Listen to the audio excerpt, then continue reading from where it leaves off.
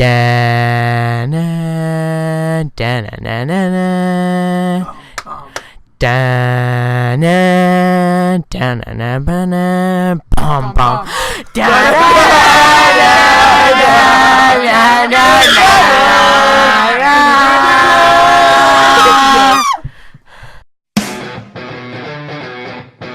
This movie is in great hands, as foreshadowed in the intro by the fact that PETA sponsored it.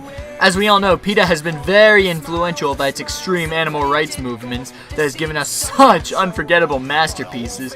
No other company has taken its supposed beliefs so far as to publicly denounce major gaming companies and still be relevant. So clearly they're pretty special snowflakes. We open our deli shitfest inside a national playground where a 2-year-old millennial leopard is whining about having to leave his mom's basement.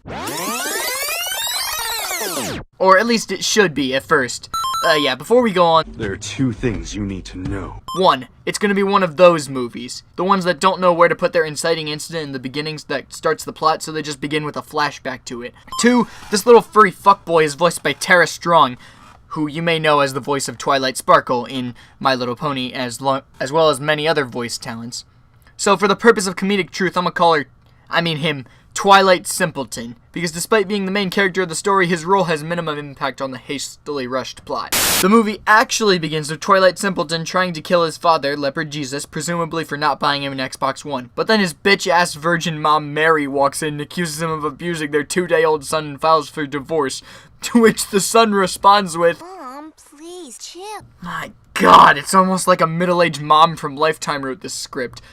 How do you do, fellow kids? What? So Leopard Jesus sings his way out of divorce papers along with the help of his Christian followers who magically appeared behind Mary. Also, these have got to be the worst CGI monkeys I have ever seen. Their heads are about 4 times the size they should be, they've got pot bellies, and their eyes are so frighteningly large. What are they, anime girls? This song somehow makes Mary forget and forgive her alcoholic, too perfect for this world husband, who then dies when the most evil creature known to mankind shows up.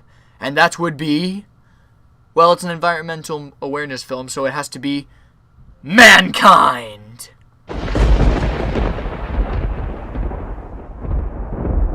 The other Christians want to get the hell out of Israel, but then Monkey Hitler, yes, that's a thing, tells them to lock up all the humans, and easy bake their asses to a crisp. I honestly think that animals like this are the true reason why we keep ignoring environmental furry fuckfests like this. Not because humans are evil or anything. I mean, they are, but it's just common knowledge to avoid shitty movies. It's not about what I want. It's about what's fair! Before Monkey Hitler can start his Fourth Reich, Smokey the fucking cereal mascot provides the peaceful solution of telling the humans to fuck off instead of killing them. But Smokey brings Twilight Simpleton to Cool Cat's house where we meet our true protagonist, who for the sake of truth we're just gonna call SpongeBob. They capture him while he's jerking off to his master dating this hot-ass Asian woman, and then drag him out to the middle of the jungle and ask him to help them reach Delhi, which is basically their equivalent of the Promised Land. But he's all like, fuck that shit, I want to go back to my free life of being trapped indoors all day while my master fucks some celebrity. My life is such a free existence, am I right? Anyway, Mary is reasonably upset that they brought her son into this, but it's okay, because apparently Leopard Jesus can speak to him in his dreams off-screen. I should have asked you before going out there, I know. But Papa told me to make sure what happened to him doesn't happen to me and you and everyone. Papa came to me last night, Mom, and he said you... Don't worry about it, Timmy. My dreams were shattered years ago. How many years ago? How old are you? Hello, darkness, my old friend. Mom, please, chill. Scooby-Dooby-Doo, where are you? We got some work to do now. Scooby-Dooby-Doo, where are you? We need some help from you now. After singing another shit song, SpongeBob agrees to be their Christian speaker while leaving Twilight Simpleton behind with the other hideous CGI miscreations. Monkey Hitler tries to gas SpongeBob so he can be the annoying comic relief instead, but then Twilight Simpleton joins them on their trip anyway because apparently he spoke to his dad off-screen again. God damn it, I knew I should have brought his meds! SpongeBob makes Smokey violate Monkey Hitler's Second Amendment rights so they can continue without the fear of an uprising Fourth Reich, and then they run into some bat with a map to the Promised Land who sings a song so bad it destroys the animation budget.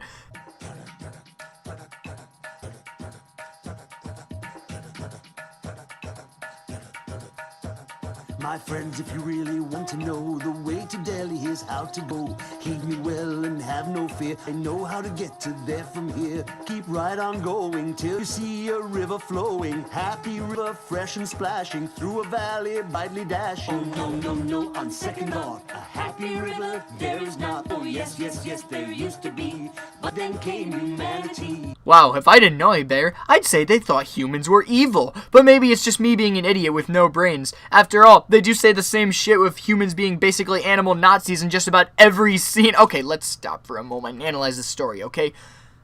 A leopard and her son, a war-hungry monkey, a bear with a fedora, and a parrot voiced by Tom Kenny are heading to Delhi to tell humans not to destroy the environment. Alright, I'm gonna say this. Despite my snark, I don't actually hate this idea or any of the characters, except maybe for Twilight Simpleton. But the biggest problem with this movie is that it takes itself way too seriously all the time. I'm not against environmental awareness. I'm really not.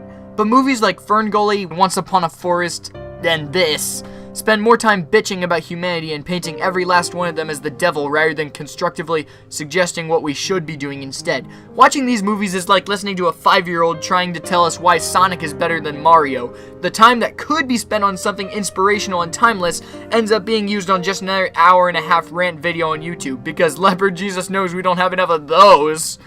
They decide to crash in a desert where they run into... My home is your home, just how far have you all roamed? Hey,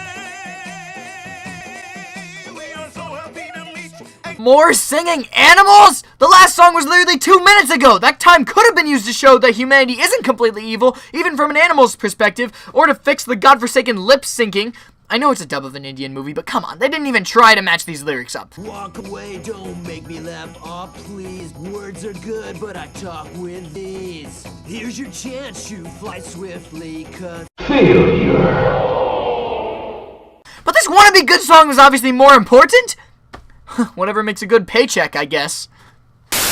After we finally see a scene where Leopard Jesus speaking to Twilight Simpleton via dream sequence, Monkey Hitler once again tries to write SpongeBob's paycheck off right before the hyenas from The Lion King barge in to try and make us watch a much better movie. Oh, what an evil crime. They're stopped by Mary and Smokey, but SpongeBob can no longer speak because he defended himself by speaking really loudly. Great job. He can't even make a sound. He's lost his voice.